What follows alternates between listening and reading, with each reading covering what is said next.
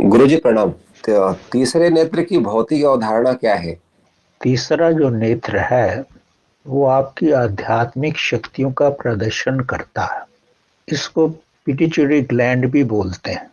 आध्यात्मिक साधना में जब कुंडलिनी शक्ति का आपके सहस्रार चक्र की तरफ प्रस्थान होता है तो ये प्रस्थान कोई डायरेक्ट नहीं होता। थर्ड आई दोनों आंखों के बीच में एक पॉइंट होता है, वहां पर आकर ये शक्ति रुक जाती है। इसको कुतक्ष चैतन्य भी बोलते हैं, थर्ड आई भी बोलते हैं। जैसे जैसे आदमी या साधक ध्यान की गहराई की अवस्था में जाता है या पिछले जन्मों में कई बार वो ध्यान की अवस्था में गया है, तो थर्ड आई की लोकेशन जो है धीरे धीरे नीचे होने लगती है।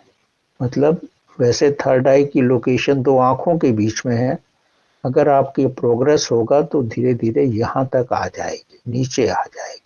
लेकिन जो नए साधक होते हैं उनकी थर्ड आई की लोकेशन ऊपर ही रहती है।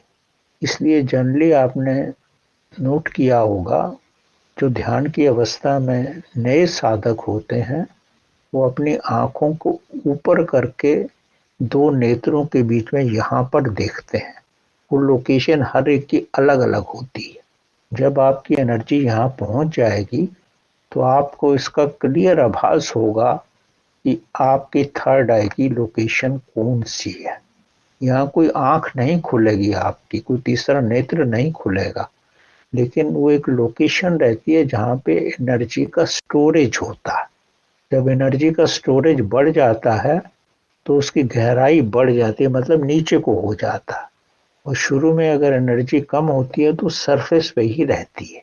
तो जैसे जैसे आपकी साधना की गहराई बढ़ेगी वैसे वैसे शक्ति का जो भंडार है वो बढ़ता जाएगा।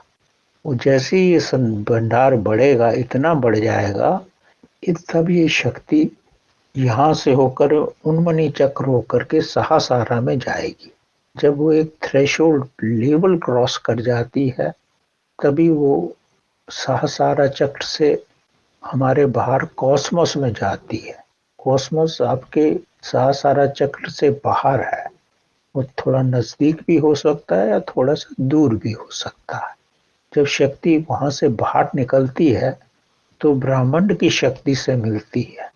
जब ये आपकी शक्ति उस शक्ति से जब मिल जाती है तो निर्विकल्प समाधि की अवस्था आती है।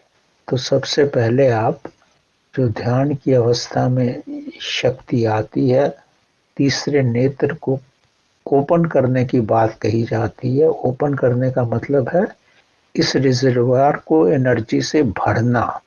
जैसे ये भरेगी तो ऑटोमेटिकली जब टैंक भर जाता है तो शक्ति ऊपर चली जाती है। जब ऊपर चली जाएगी तभी जब ये सहस्रारा से बाहर निकलेगी आपको इसका आभास होगा। जब आपकी ये अवस्था आ जाएगी तो ही आप निर्विकल्प समाधि में आ जाओगे। और निर्विकल्प समाधि ये अवस्था बड़ी ऊंची अवस्था